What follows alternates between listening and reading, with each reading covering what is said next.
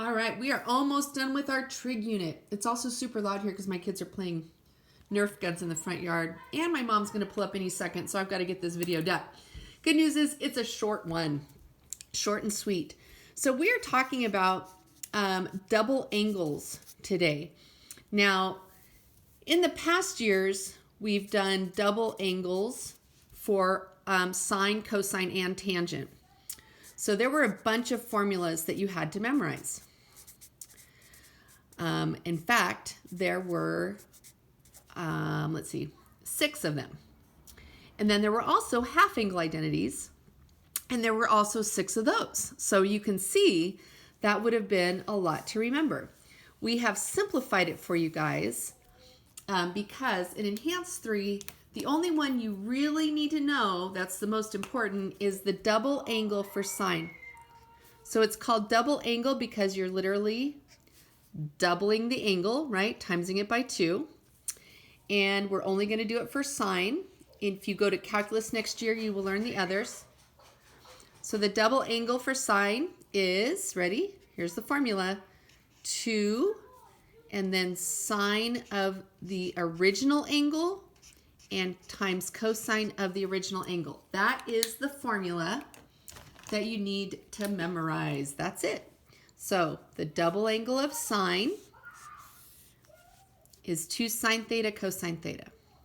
All right, so let's see how we work this out. So the first example says determine the exact value given cosine is negative 12 over 13. They tell us what quadrant we're in. So we're going to use those clues to draw a picture over here. But before I do that, I want to back up and I want to write down, the question here is find the sine of 2 theta. So the first thing we're going to do is we're going to write down the formula, right? So it's going to be 2 sine of theta times cosine of theta. So always write it down. It helps it get stuck in your brain a little better. Okay, that's what we need. Now we already know cosine of theta. They gave it to us. God, my children are so loud.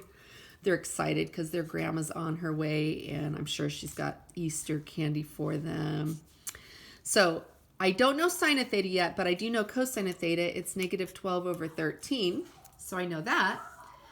So to figure out the sine, we're going to go back to things that we used at the beginning of this unit where we do a reference triangle. So pi over 2 to pi is this quadrant over here. So we're talking about this angle. But of course, to use trig, we need a right triangle. Jess, I'm doing a video. You're going to have to wait. I'm doing a video. So, of course he's shooting you. They're Nerf guns. Okay, cosine of theta. Remember, cosine is adjacent over hypotenuse. So this is negative 12 and this is 13. So to figure out what sine would be, we need to do the Pythagorean Theorem to figure out this side. So here we go. We would have negative 12 squared plus b squared equals 13 squared. Remember, the place where you put them matters. That's 144 plus b squared equals 169. Subtract that 144 over, and b squared will equal 25. Square root both sides, and b is equal to 5.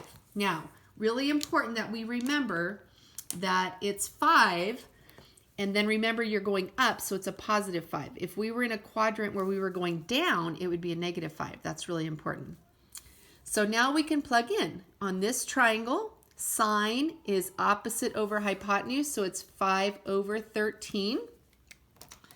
Now you're going to put that together. Remember, having a 2 over here is like having a 1 underneath.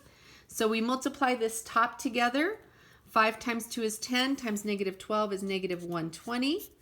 And 13 times 13 times 1 is 169. Now, if you could reduce that, you would, but in this case, it does not. And that is your final answer. Easy peasy. All right, let's try the last example. This is it, I think. So this time they still want us to find sine of 2 theta. So we still need 2 sine of theta, cosine of theta. We're going to use the information they give us from the clues. So first things first, this says from 3 pi over 2, which is down here, to 2 pi. So we know that we are in the 4th quadrant. So we're going to create our right triangle in there with our reference angle. They give us tangent this time. Tangent is opposite over adjacent. So opposite would be the -5 because it's going down. Adjacent would be the 12. You really need to watch those positive and negative numbers so you know where they go. You go ahead and do the Pythagorean theorem to find the hypotenuse. This one, by the way, happens to be this same rectangle just in a different quadrant. So we just did the Pythagorean theorem. So this 5, 12, 13 is actually the same triangle. So I'm going to cheat a little bit and just put that 13 there. I know it's positive because it's the hypotenuse. Now we can fill in. So here we go. 2. Sine is opposite over hypotenuse, which in this case is -5 over 12. Cosine is adjacent over hypotenuse, so 12 over 13. And it should not be a surprise to you that since we have the same triangle just in a different quadrant, we still have one of them negative, one of them positive. When we multiply this together, we end up with that same -120 over 169. That doesn't always happen. This happened because it happened to be the same triangle and the positive and negatives worked out. They were just in opposite places. Okay, now the back side is your homework. So we are getting close to having a big test. So we're going to do the double angle part is up here, 1, 2, and 3. So you're going to do reference triangles like I just did and answer those. And then 4, 5, 6, 7, 8 are review questions. So you might need to go back and look at your work. Okay, so these are from anything prior. Number 6 is to draw the unit circle completely right on here. There's number 7 that has 3 questions and number 8. So number 7 is going to go with the unit circle here. And then number 8 is a reference triangle, finding all 6. Good luck.